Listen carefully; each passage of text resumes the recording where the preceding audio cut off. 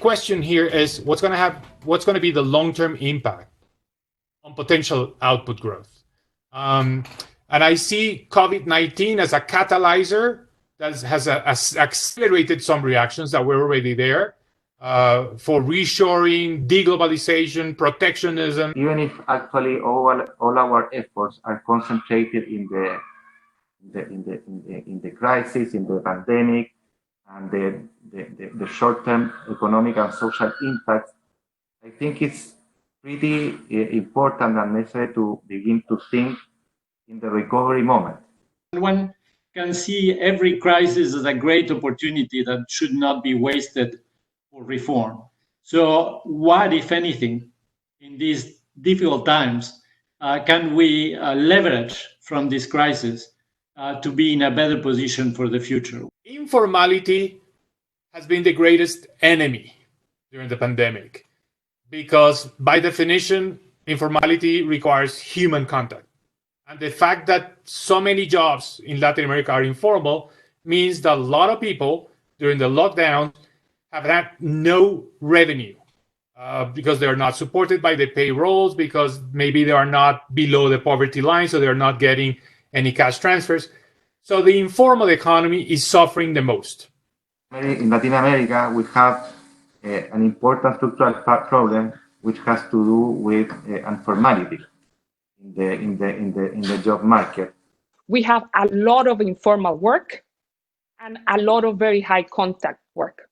If we look or we think in having an opportunity in all this disaster, is how to formalize in the several areas, because informal people, either in the business sector or in the labor market, is a person in which we have a lot of problems to reach him. We are able to reach formal companies with state loan guaranteed credits, while we are not in a position to reach the kiosco, as Andres mentioned.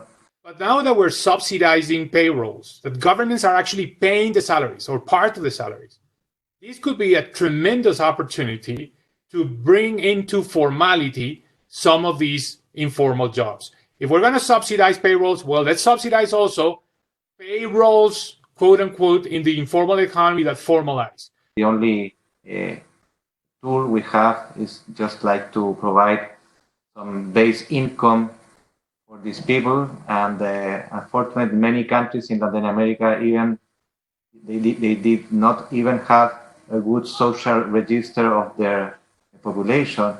And again, this is a problem to reach these people, who are the ones that require the financial help.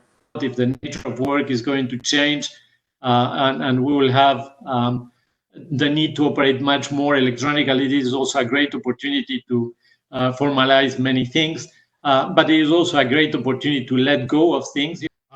So we need to start thinking about how to offset that.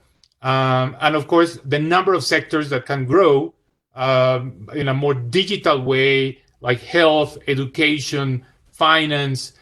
And in many areas, this involves opportunities. For instance, the possibility to have improved organization schemes with lower transaction costs, and so allowing to have or to be able to have permanent productivity gains in the forthcoming years. So we have like a gain in terms of present value, because we will have a new forms of organization with lower transaction costs, as what we are doing actually in this seminar. But aside from this gain, I think the cornerstone here is to realize that in this change and through this process, there will be significant winners but significant losers. This is something that poses a significant challenge. This, I think, is very important in terms of thinking in how to reconvert industries and jobs. Some of the expenditures that have been approved, let me broadly call them as they call them in the streets in Brazil, the Corona vouchers. The Corona vouchers are, these cash transfers to segments of the population that are essentially vulnerable.